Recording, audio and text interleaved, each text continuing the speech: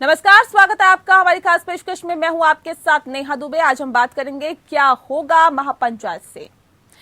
कृषि कानूनों के विरोध में पिछले 9 महीने से किसान दिल्ली की सीमा पर प्रदर्शन कर रहे हैं। आंदोलन को धार देने के लिए उत्तर प्रदेश के मुजफ्फरनगर में किसान महापंचायत के जरिए ताकत दिखा रहे हैं।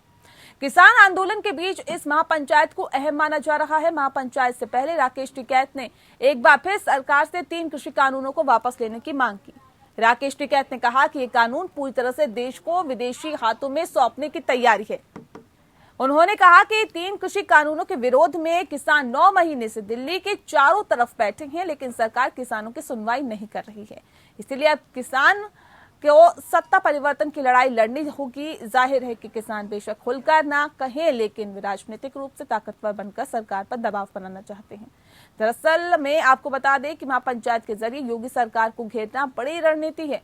माना जा रहा है कि महापंचायत से न सिर्फ आंदोलन को नई दिशा मिलेगी, बल्कि पश्चिम के सियासी समीकरण भी बदल सकते हैं। राजनीति के जानकारों का मानना है कि 2022 के यूपी चुनाव का अंकुर भी यहीं से फूटेगा। इसी को लेकर सियासी गलियारों में हलचल मची हुई है। 2014 से 2019 के लोकसभा चुनाव में इतिहास रचने वाली भाजपा को घेरने के लिए विपक्ष भी किसानों के समर्थन में खुलकर उतर गया है। हर पार्टी की नजर किसानों पर टिकी हुई है, खासकर राष्ट्रीय लोक दल को इससे पश्चिमी यूपी में संजीवनी की आस है। वहीं गोपनीय रूप से कहा जाए तो तमाम राजनीतिक पार्टियों के दिग्गज संयुक्त किसान मोर्चा के नेताओं से संपर्क साध रहे हैं। उनका दुख दर्द तक समझने की कोशिश कर रहे हैं और ऐसे में दुख दर्द तक साझा करने का दिखावा भी किया जा रहा है। पश्चिमी उत्तर प्रदेश मिसाल हमेशा से जाट मुस्लिम समीकरण रहा है, जिसका फायदा बसपा, सपा और राष्ट्रीय लोक दल को भी मिलता रहा है। लेकिन 2014 के लोकसभा चुनाव से पहले मुजफ्फरनगर दंगे ने ये समीकरण बिगाड़ दिया और इन तीनों पार्टियों को इसका खामियाजा भुगतना पड़ा। नए समीकरणों का भाजपा पूरा फायदा उठा ले गई। किसान महापंचायत के सहारे एक बार फिर से विपक्ष जाट मुस्लिम समीकरण बैठाने की कोशिश में जुटा हुआ है। एक तरफ किसान महापंचायत के जरिए योगी सरकार को घेरने की रणनीति पर काम किया जा रहा है, तो वहीं योगी सरकार किसानों के हित में नए नए फैसले ले रही है। सरकार ने गन्ना किसानों को बड़ी राहत देने का फैसला किया है। शुक्रवार को लखनऊ में राज्य के गन्ना विकास मंत्री सुरेश राणा ने कहा है कि गन्ना मूल्य के अंदर बढ़ोतरी की रूपरेखा तैयार की जा चुकी है और किसान संगठनों से बातचीत के बाद इसका औपचारिक ऐलान कर दिया जाएगा। वहीं प्रदेश सरकार ने गांव और कस्बों में कृषि आधारित उद्योग धंधे लगाने के इच्छुक लोगों को हर स्तर पर मदद उपलब्ध कराने का फैसला किया है। राज्य के गांव कस्बों में कृषि आधारित उद्योग स्थापित करने की पहल करने वाले ग्रामीणों को सरकार सस्ता ऋण प्रदान करेगी। योजना के तहत सूबे के गांव कस्बों में 12,000 करोड़ रुपए के उद्योग लगवाने के लिए लक्ष्य रखा जाएगा। उक्त योजना के तहत 30 लाख से 2 करोड़ तक का ऋण भी दिया जाएगा। जाहिर है, एक तरफ किसान चुनावी बयान में अपनी ताकत दिखाकर केंद्र और यूपी सरकार पर दबाव बनाना चाहते हैं, वहीं योगी सरकार भी किसानों को साधने में जुटी है। बीजेपी ने पश्चिम उत्तर प्रदेश में चौपाल लगाकर किसानों को लामबंद करने की कोशिश की है। सवाल है कि आखिर महापंचायत से किसानों को क्या हासिल होगा? क्या सरकार दबाव में आएगी? क्या बीजेपी को नुकसान उठाना पड़ सकता है? किसानों के जरिए क्या विपक्ष अपनी सियासत चमका रहा है? करेंगे पड़ताल। और चलिए, इस विषय पे आज हम तफसील से चर्चा करेंगे। हमारे साथ खास मेहमान मौजूद हैं, उनसे आपका परिचय करा देते हैं। इस वक्त हमारे साथ राजेंद्र यादव जी हैं, जो कि किसान नेता हैं। बहुत स्वागत है राजेंद्र जी आपका। और बहुत जल्द हमारे साथ एक और मेहमान जुड़ेंगे, बद्रीनारायण चौधरी जी, जो कि जनरल सेक्रेटरी है बीकेएस के। लेकिन सबसे पहला सवाल मेरा राजेंद्र यादव जी आपसे है। सर, ये जो महापंचायत हो रही है, इस शक्ति प्रदर्शन की क्या जरूरत है? क्या लगता है कि इससे कुछ फायदा होगा?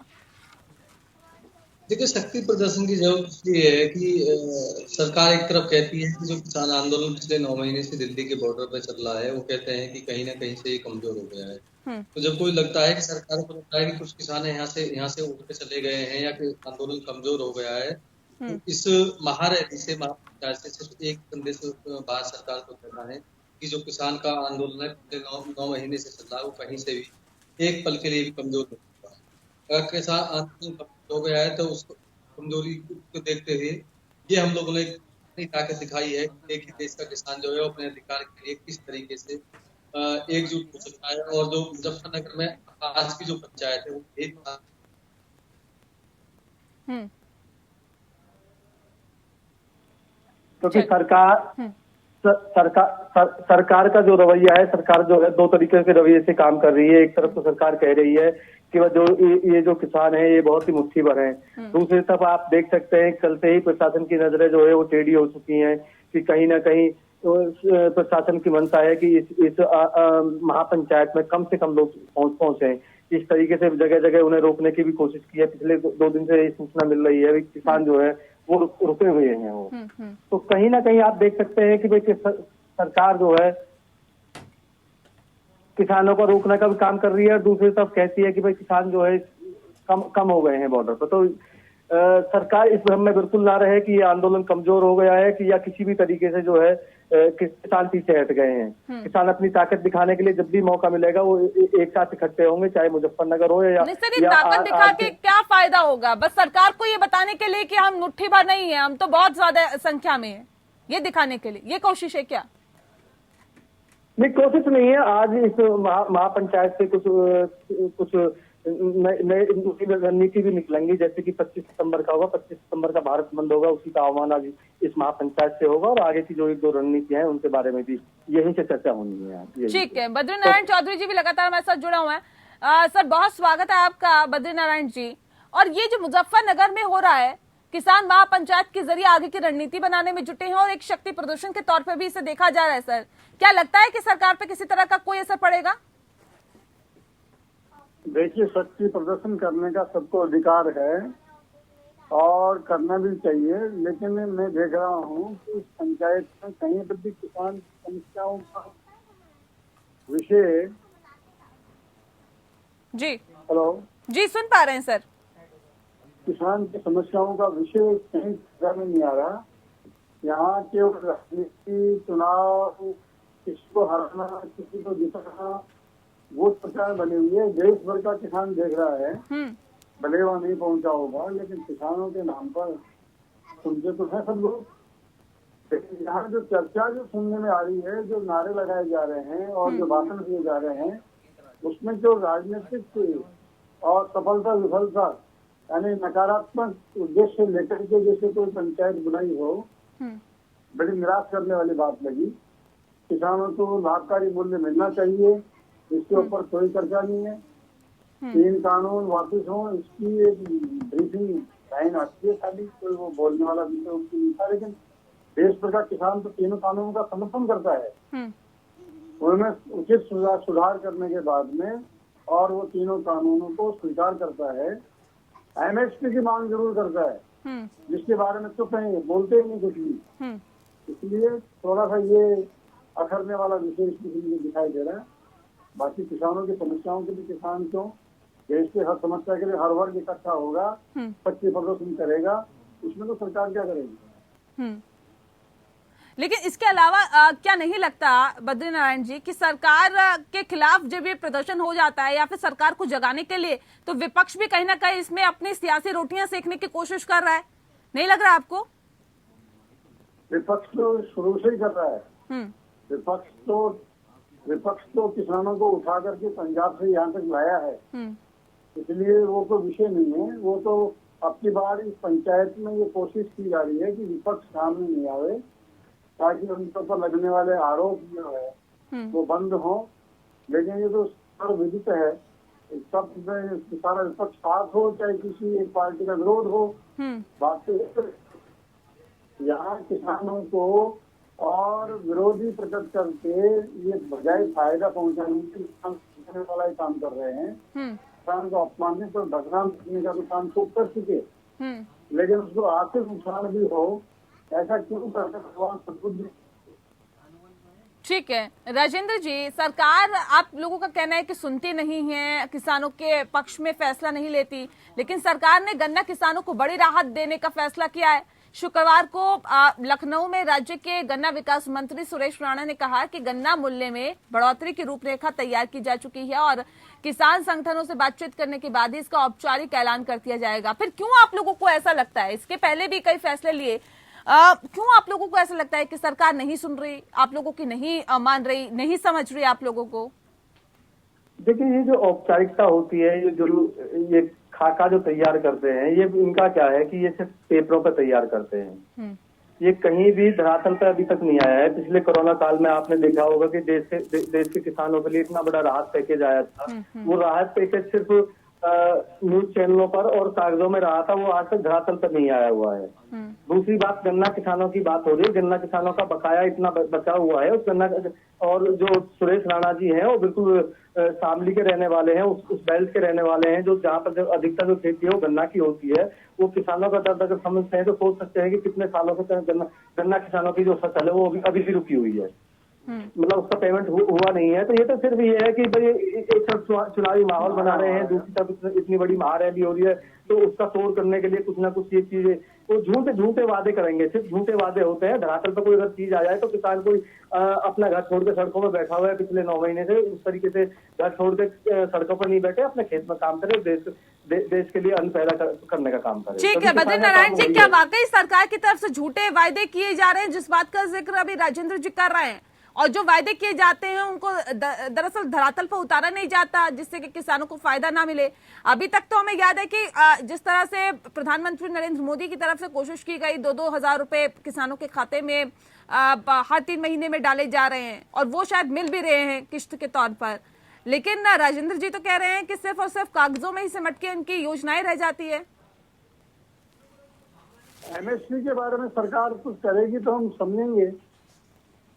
उत्तर प्रदेश सरकार ने किसानों के साथ बात की है, 722 करोड़ का बजट भी जारी किया है, ये समझ में आता है, लेकिन उसको कितने समय में, किस रूप में और खर्च करती है, लौटाती है, विषय अलग है। लेकिन केंद्र सरकार को चाहिए कि वो किसानों का लागत मूल्य के ऊपर जो मांग है, देश भर के अंदर किसान कर रहा है। 8 तारीख को हमारा भी धरना है सभी जिला केंद्रों के ऊपर, इसी मांग को लेकर के। इसके ऊपर सरकार को चाहिए किसानों से बात करे और किसान सरकार अपना पॉजिटिव रुख अपनाए। किसान विरोधी होने का जो छाप आ रही है, इसे बचना है तो सरकार को करना चाहिए, स्टेप उठाना चाहिए। किस तरह का स्टेप उठाना चाहिए सरकार को? लागत मूल्य आप खुद ही सोच लीजिए कि जो किसान खेती कर रहा है उसकी जो लागत आ रही है उसको नहीं मिल रही।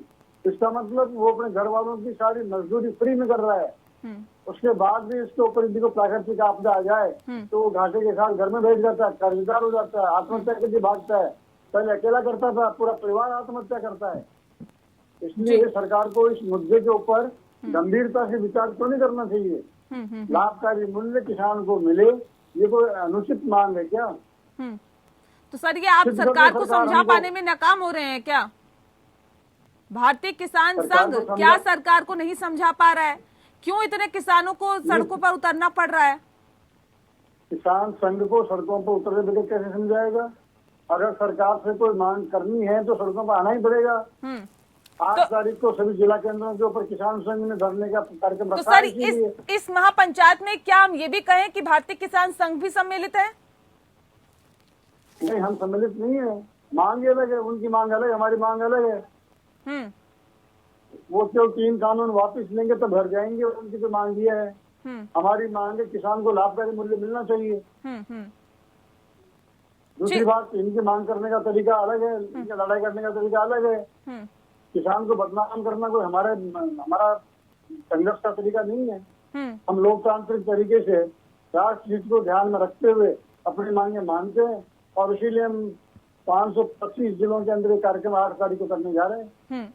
राजेंद्र यादव जी, सवाल इस बात को लेकर राजेंद्र जी ये बताइए कि क्या वाकई आपको लगता है कि क्या ये जो मांग है कि तीनों के तीनों कानून जो है वो वापस ले लो, इस पे तो सरकार भी कई दौर की बातचीत आप लोगों के साथ कर चुकी है, नतीजा तो विफल ही रहा। जैसे कि बद्री नारायण जी कह रहे हैं हम तो एमएसपी की बात कर रहे हैं, लगातार हम इस बात को उठा रहे हैं। क्या नहीं लगता कि आप लोगों को भी एकदम अपनी बातों पर अडिग रहकर ना रहकर कुछ लचीलापन अपनाना चाहिए जिससे कि समस्या का समाधान निकले?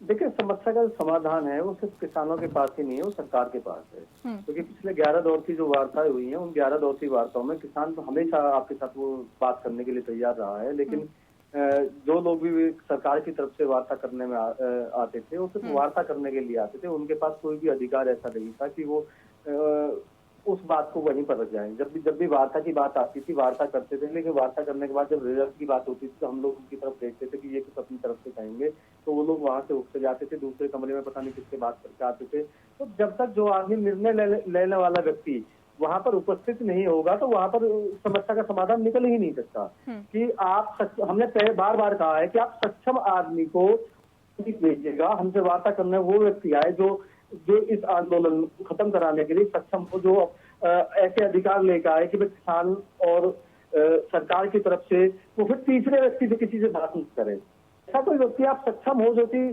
किसानों से सीधी बात करते करते वही तो समस्याएं समाप्त हो जाए, तो कहीं ना कहीं रास्ता निकल सकता है।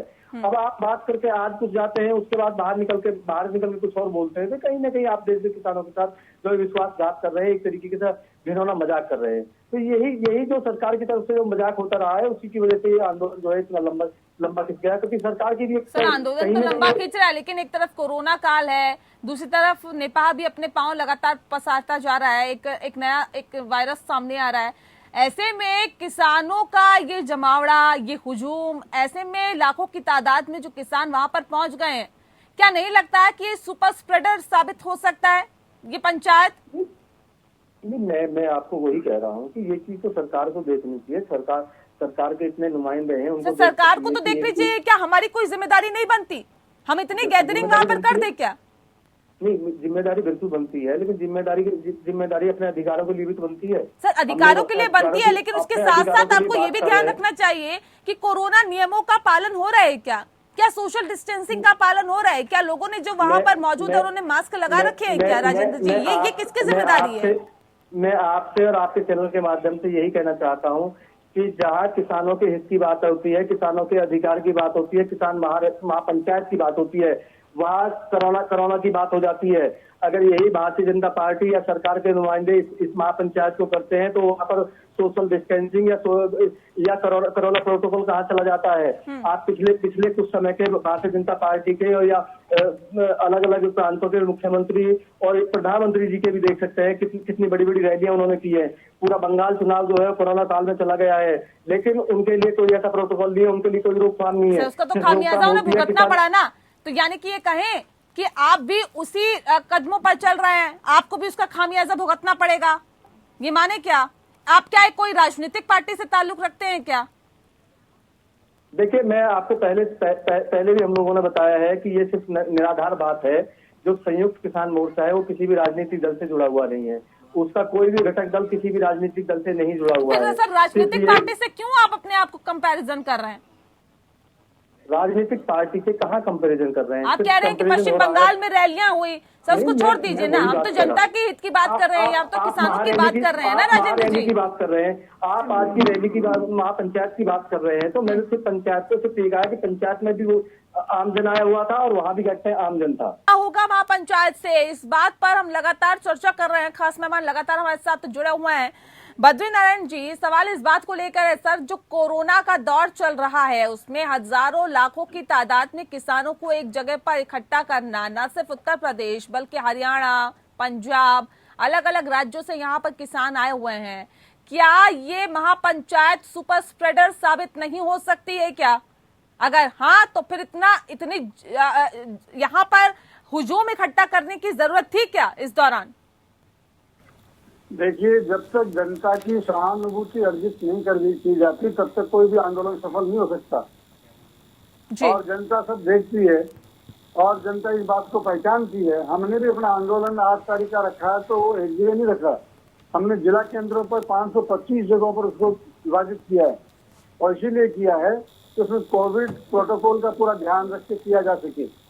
जिस प्रकार से 9 महीने तक जिस प्रकार का दिखावा इस आंदोलन में हुआ, जैसी धमकियां दी गई, भांति भांति के शर्मनाक जो हथकंडे अपनाए गए, राजनीतिक प्रवास हुए, तोड़ फोड़ हुई, मारपीट हुई, अपमानित किया लोगों को, इससे कोई सहानुभूति अर्जित नहीं होती। जनता की सहानुभूति खोल जाती है। और ये पक्की बात है, सब राजनीतिक पार्टियां इस बात में माहिर है। वो जानते हैं कि ये लोग जनता का समर्थन जुटा पा रहे हैं या खो रहे हैं। हमारे इन नेताओं को समझ में क्यों नहीं आती, हम जनता का समर्थन खो करके और फिर सरकार पर दबाव निर्माण नहीं कर सकते। इसलिए लोकतांत्रिक पद्धति से और सरकारी संपत्तियों की, राष्ट्रीय संपत्तियों की सुरक्षा करते हुए और जनता के अंदर ये भाव प्रकट करना कि वास्तव में हमारे साथ धोखा हो रहा है, चीटिंग हो रही है, सरकारें किसानों के साथ शोषण कर रही है, इस प्रकार का उनकी सहानुभूति अर्जित करने का मौका हमने जब कभी इकट्ठा किया पंचायत में है, लेकिन मैं नहीं मानता कि उस प्रकार का यहाँ से कोई उद्देश्य लेकर के या परिणाम लेकर निकलेंगे, क्योंकि अब तक का सारा रूटीन ही रहा। इसलिए जब तक जन सहानुभूति अर्जित नहीं होगी तब तक इस महापंचायत में से कोई परिणामजनक चीज लेके जाएंगे, मेरा मानना नहीं है सर। ठीक है राजेंद्र जी, भले ही किसान खुलकर ना कहें, लेकिन ये तो कहा जा सकता है जो हालात और जो स्थितियां बता रही है कि लाखों की तादाद में किसानों को इकट्ठा कर देना, वहां पर आवाज उठाना और अब सरकार के खिलाफ मोर्चाबंदी करना, लामबंदी करना, क्या राजनीतिक पार्टियों का, विपक्षी पार्टियों का इस आंदोलन को समर्थन मिल रहा है? इसलिए ये किसान जो हैं, जो यहाँ पर महापंचायत लगाई जा रही है, वो सरकार पर दबाव बनाना चाहते हैं किसान? देखिए बात यहाँ पर सरकार पर दबाव बनाना बिल्कुल जाहिर सी बात है, बिल्कुल हम लोग चाहते हैं सरकार पर दबाव बनाए, लेकिन यहाँ दो बातों को एक साथ जोड़ा जा रहा है कि यहाँ पर जो राजनीतिक दल हैं उनको हमारे साथ जोड़ने की कोशिश करी जा रही है, जो कि बिल्कुल निराधार है, क्योंकि किसी भी राजनीतिक दल से हमारा कोई लेना देना नहीं है, हम कोई किसी राजनीतिक दल से ओत प्रेत नहीं है।